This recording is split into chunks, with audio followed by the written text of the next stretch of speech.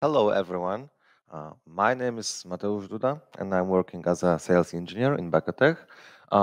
As you may know, the Bakatech is a distributor of the FSecure solutions for the whole region of the Central and Eastern Europe. Uh, and I would like to invite to our today webinar. So we'll discuss protection service for business system. How does it work? What is basically FSecure? Because there's also some part about the company. And yeah, so let's get moving. Okay, FSecure is a Finnish company. It's well known for their antivirus solutions. Yet, in few last years, they focused mainly on the cybersecurity side. So they started to offer products not only like antivirus, but their antivirus also evolved into more than antivirus. There's somehow patch management, vulnerability management. There's also a separate system for the vulnerability management on any devices, not only the Windows, like the desktops or servers, but also on the switches or routers, other network devices or other devices like printers, for example. The next solution is EDR. So it's called rapid detection and response. So it's also not only the antivirus. All these products are banded together under at the moment one console. So the management of the users of companies, our customers or our employees is way much easier now because there is only one console, one account per user. He's using almost like a single sign-on via separate platforms and so on and so on. As an F-Secure, we're targeting mostly mid-market and local enterprises. It's not like we're not selling to the smallest one or to the biggest one, because we've got also um, some projects for 1 to 5 licenses, as same as for example, 7 or 8,000. So, but the main target is the mid-market. So about some hundreds up to thousand, up to thousand and half, something like that. This is our target. We've got resellers in over 100 countries at the moment, global wide. So the main sector where F-Secure is at the moment the most known is, of course, the north of Europe, so all the Scandinavia region, because yeah, they basically were founded there, so they're known for the. It's way much easier to get along with your to get along in your country with your product. Mm, The F-Secure is well known also for its best protection, because recent reports from the FO test or from the Gartner, as I remember. So last Gartner placed us as a visionary. We're not the top player, but we are visionary. So this is the like the second best, I would say, quadrant we could be placed in. Um, the FO test made us a 6-time winner of the best protection reward. So there are some categories in the AV test, like there's a best protection, best performance, best something. Yeah, we are the best in the protection. So we are just we just do not allow any viruses, trojans, malwares, etc., to get into your infrastructure and make some noises. Mm. Unified endpoint prevention, detection, and response. Because today we will discuss the PSB portal. This is the antivirus thing. It is also now connected directly with the EDR solutions, so the rapid detection and response.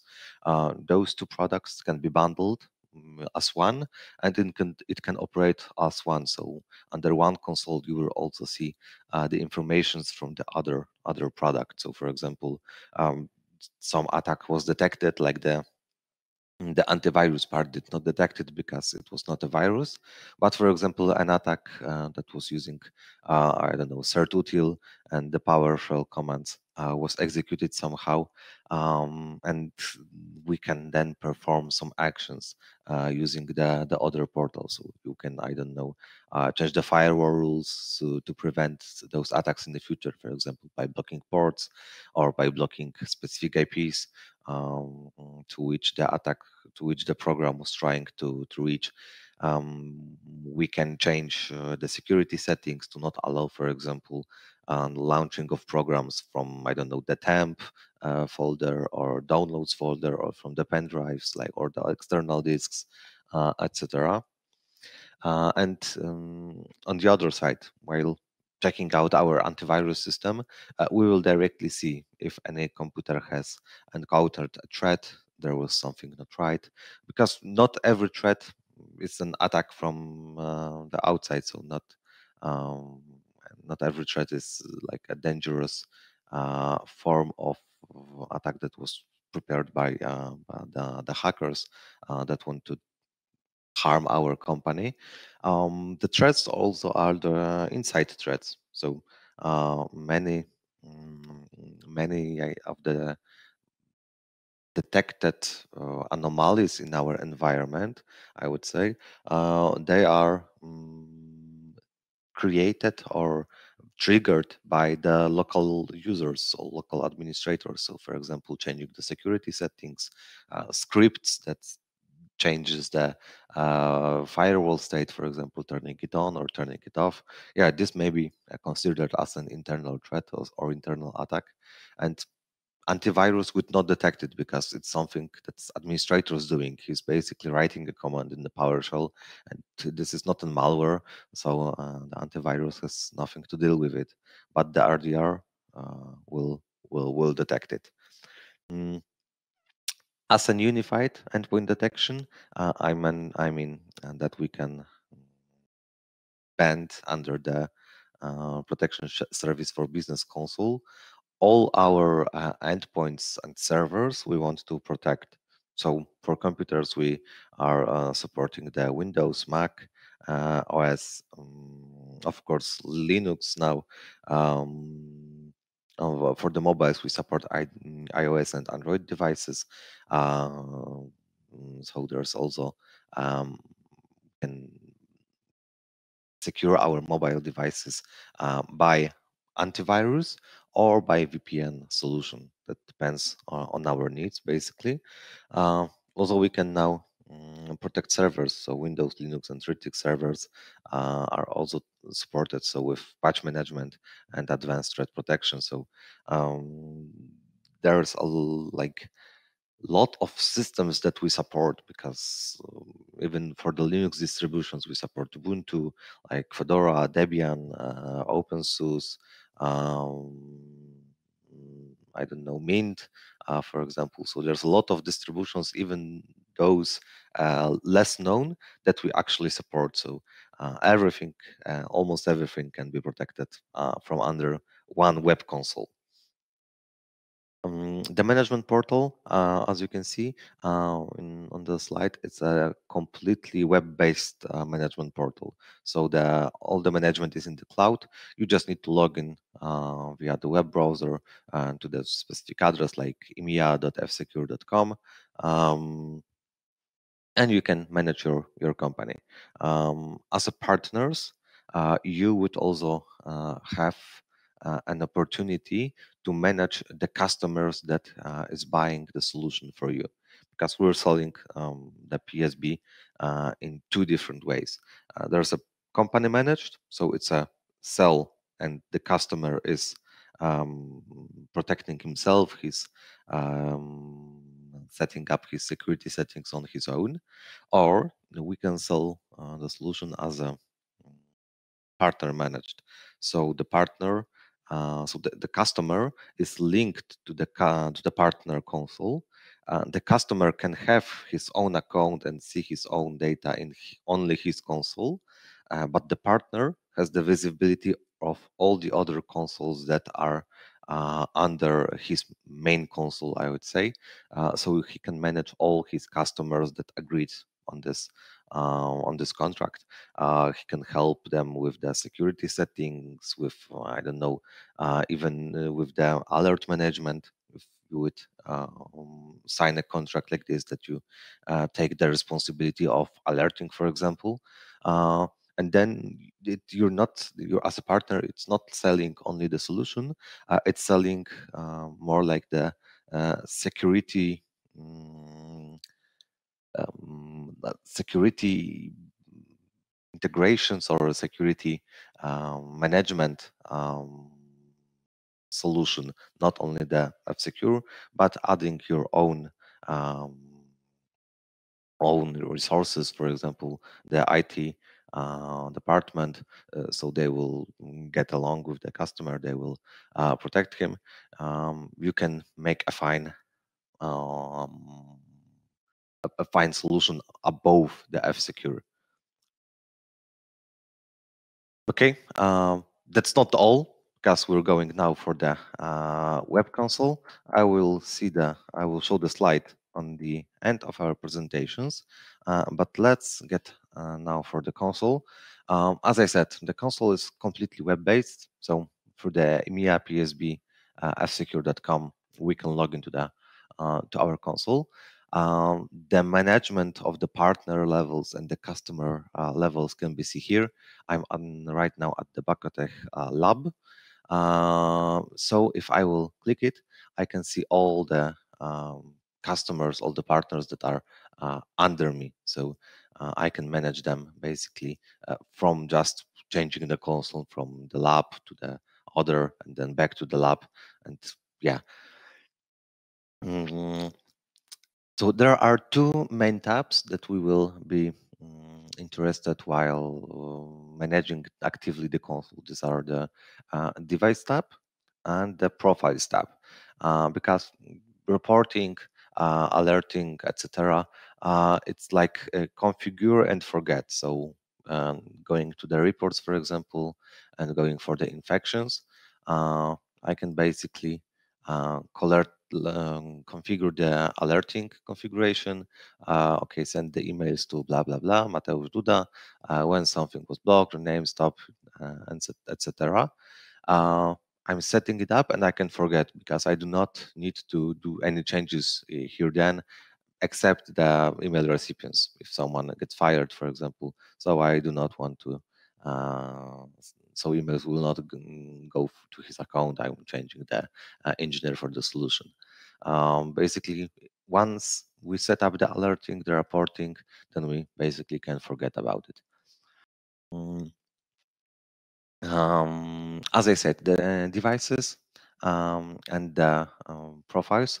Okay, I can see a question in the chat. Just give me a moment. Okay, so is it possible to assign partner administrators to specific customers? Basically, yeah, because for example, if I'm here on this is the customer part, the customer level, I can there's account administrations also per customer. So customer can have his account here, but I can also create a new administrator for this specific account, so for this specific customer. So it will be, for example, me, mateuszbakotech.com. So I'm a specific administrator, so only I can manage this specific customer. If I've got a global administrator like the, I don't know, technical director, I can set his privileges up here, so in the main console. So he will see all the customers, and Martin will see only this one customer.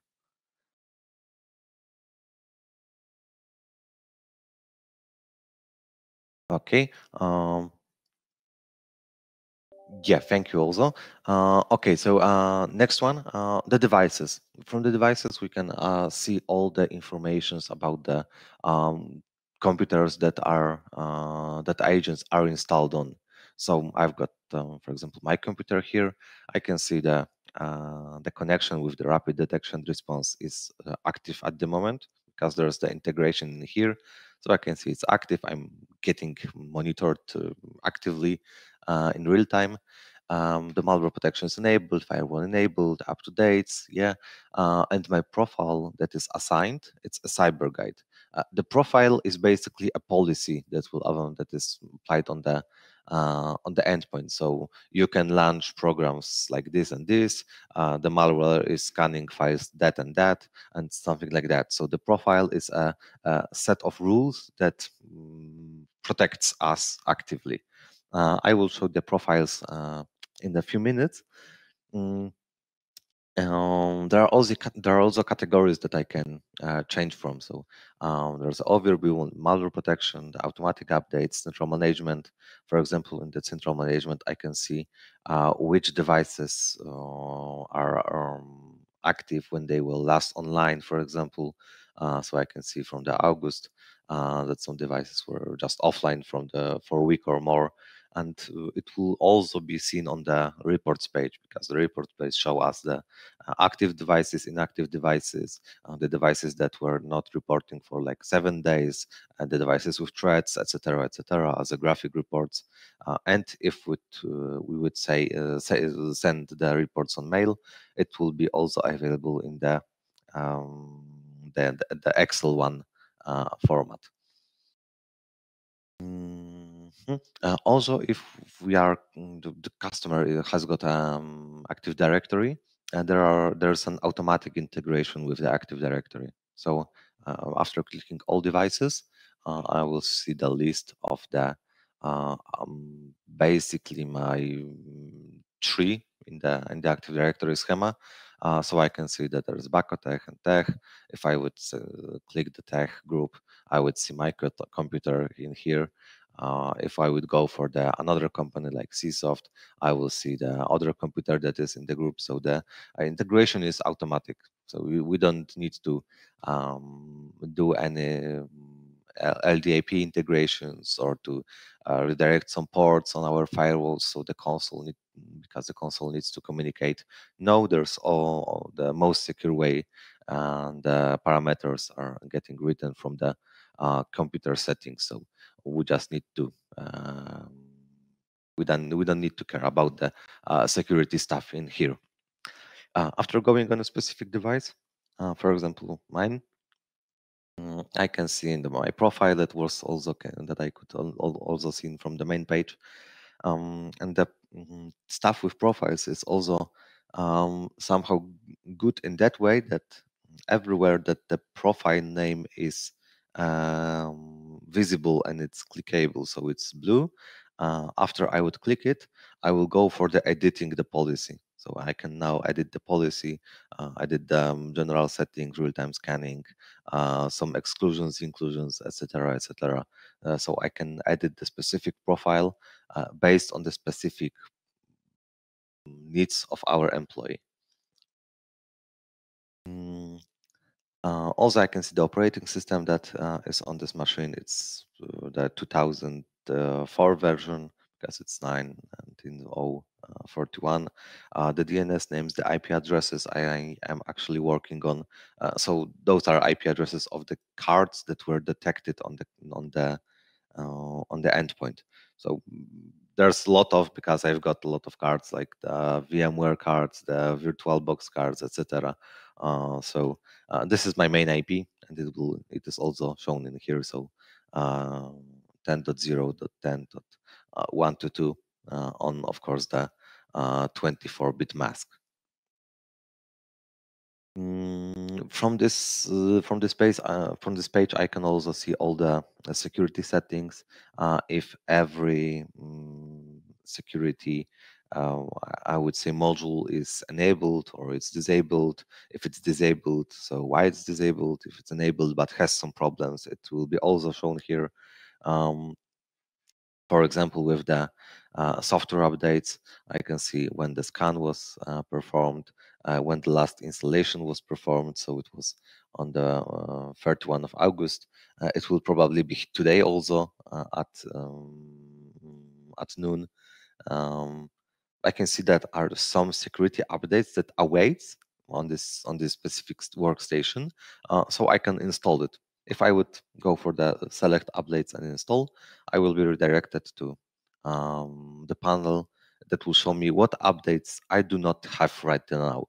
So I can see I do not have a Notepad update, PuTTY, VirtualBox, FileC Media Player, VMware, etc., etc. So I can see all the updates that I do not have installed. For example, my Office. This is Office that is run from the offline installer, and by default it do not have the automatic update settings enabled on. So for example, for the customers or for the employees that do have something like that, I can use this portal to update the Office completely remotely, because I can update not only by like workstation by workstation. I've got also a separate model that is called software updates. So from this I can go for the specific security update. So for example, let's go for the 7-zip and Notepad. I can go install to all computers, or select devices and install. After I will select to all computers, it will just install everywhere it can. If I will select devices and install, it will show me the list of the computers that do not have this updates already installed. So I can set up only one, or for all the computers in our from the list. If I would click install, the installation will begin in like 15-20 seconds. Mm, about the agent, very quickly, the automatic updates of the policies are almost real time. So it's like 5 seconds, and the policies are on our computer, and it's protecting us. I will block some category, for example, in the internet, so I cannot, I don't know. Browse through the job search category, and after 5 seconds after profile update, there will be no possibility for me to browse the job search categories. By default, the agent updates, the signature updates, other like the uh, updates of the backend of the agent, it's performed by every hour, so once an hour. We can, of course, fasten it by just clicking on the agent. You cannot see it actually, but maybe I will be able to open the agent and show it to you.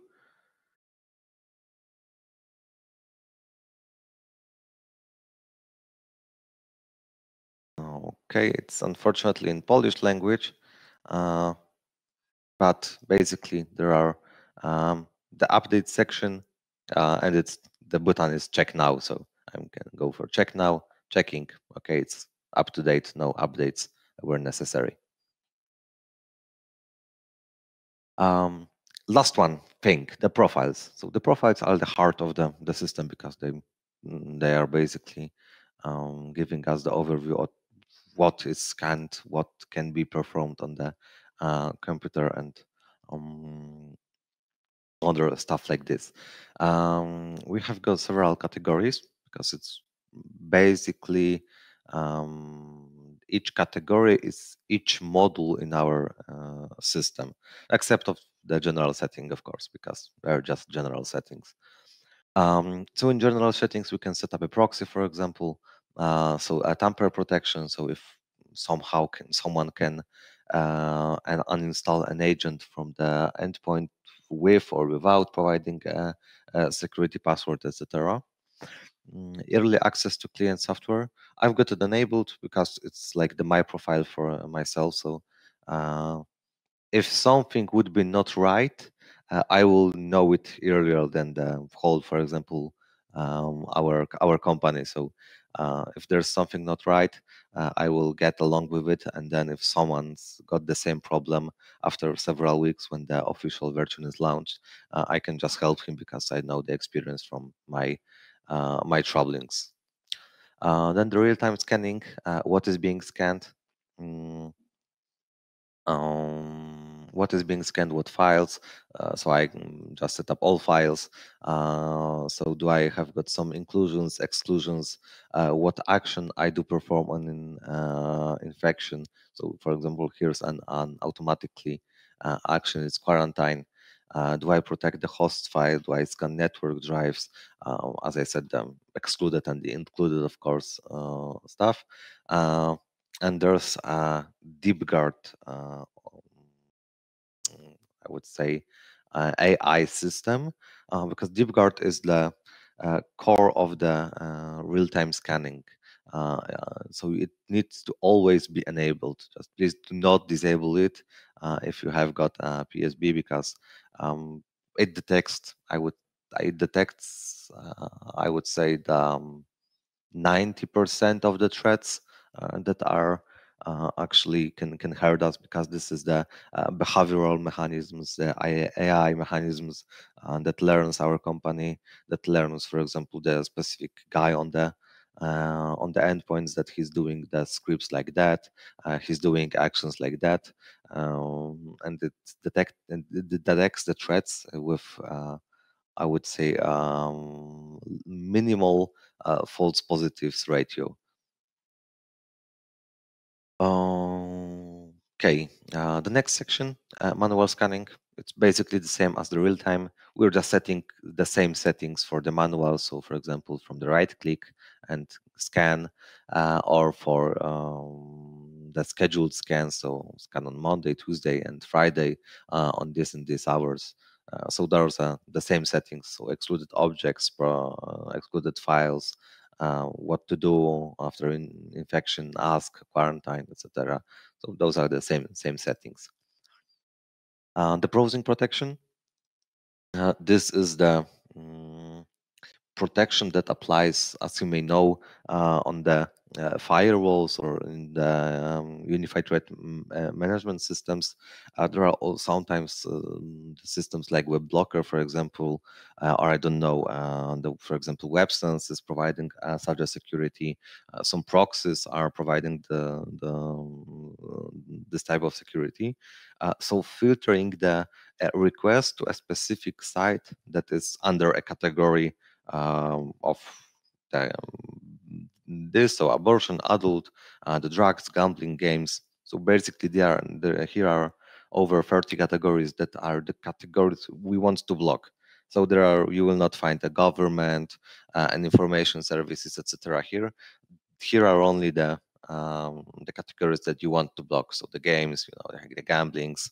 So those are the categories that our employees would like to see during the work mainly. Yeah.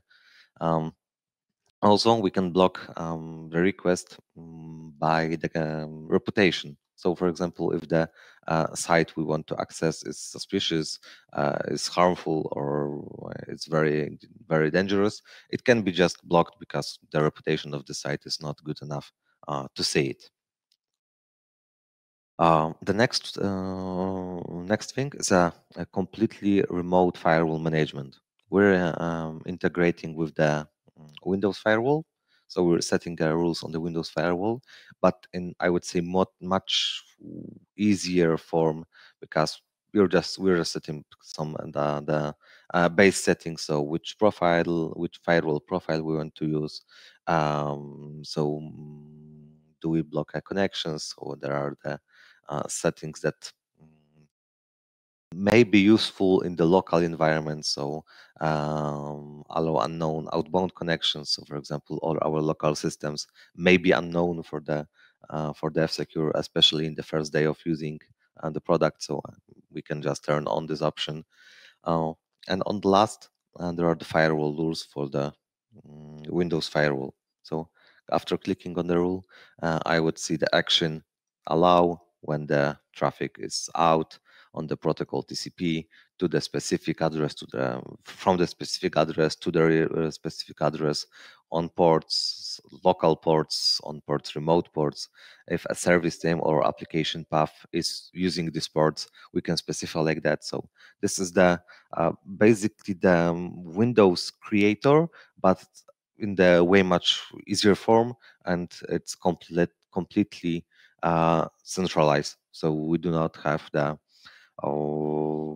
needs of going to every server or every workstation separately and set up the rules, or we don't need to use the GPO's policies. We're just setting a rule here, save, okay, it's done. Mm, Next one, software updater. I guess I showed you what software updater is. From this section, we can automate it. So we can install the critical important on Monday between the noon and first AM, or between first AM and 2 AM or 2 PM on the Monday, Tuesdays, etc. So we're just getting an automated updates. I'm using it like that. So between the noon and first PM, I'm always installing critical and important security patches on my machine. So I'm always up to date, like uh, with the security updates. Mm, Also, for the software updater and for the manual scanning, we can use a automated task. So in the cron format, we can specify the time on which specific action will launch. So if you know cron, it's setting up as seconds, minutes, hours, days of month, days of week. We can also use special characters like any, all values, range, random values, etc. Here are some examples of the cron expressions. So we have a basic knowledge about what can be said by this if we never if we haven't done any cron expressions yet. And on the bottom, we can just set up the settings. So, for example, scan for malware, allow product update, scan for missing updates, install critical, force shutdown for restart, force shutdown if required, or force restart if required. So, for example, after installing some patches, installing some settings, the restart may be required, and it may not be required. Of course, it depends of the installer of the application that was updated, and so on. So we can just force, for example, a restart in the nightly hours after the restart is required because the application needs to be need to have some changes in, for example, registries, or or other like the Windows plays that. Mm, the last one, the last module from the standard pack is a device control. Device control is, if you know some DLP systems, this is the device control from there. So we can block access to a specific device by a class, by a unique ID. So, for example, a hardware ID as a USB. So we've got vendor ID or product ID or serial number. It depends, of course, on the device we want to block. Also, we can block or allow specific classes. Like, for example, here we can see mass storage devices. So USB mass storage devices as a class, it's completely allowed. Mm, And then we want to just block one device from the USB class. It can be done like that. So all the USB class is, well, not like this. All the USB class is allowed, and this one specific device is not allowed in my company. Um, as I mentioned, and there are standard pack. So there are two types of licenses. There's a standard, which is all of these settings that we're up to, the automated tasks. And there's a premium. In the premium, we've got two additional modules. It's DataGuard. DataGuard is additional security settings that helps us to fight the ransomware, especially if the customers or the employees on their workstations do have admin rights, because in the smaller companies they will just probably do have the admin rights on their workstations. They can install something. They can even disable some security settings by like they install the agent completely, but they, for example, can force to I don't know, disable the real-time scanning because some program, because they have security stupid and does not allow me to download this great program and install it. Okay, then they're installing this program, and okay, something's not quite right. The screen gets red. You have been encrypted. But why? Yeah, so data guard is additional layer of security that prevents the ransomware of working. If the ransomware would work, because we'll completely disable everything in our systems, because we, for example, have the local admin rights, then at least it will save our most important folders. So there's a blockade on this file. So monitoring folders is a automatic automatic processing. It can be automatic process. So discover monitored user data folders automatically. So it's like, my documents, my images, my video, downloads, desktop, etc., etc. So even if the ransomware would work on our machine, it will encrypt some files in the program files, program data, and so on. All our most important files, like for example in the My Documents or on the desktop, will be untouched. So just shutting down the computer, taking out the disk of this computer, and for example copying the data under the Linux, just to be sure that the ransomware would not work there, would be a good way to get again access to the data, because we're just copying the data that was untouched by the ransomware. So last module is application control. It allows you to specify the behavior of a specific application or applications. So, for example, we can set up a few step rules, as I will show it here.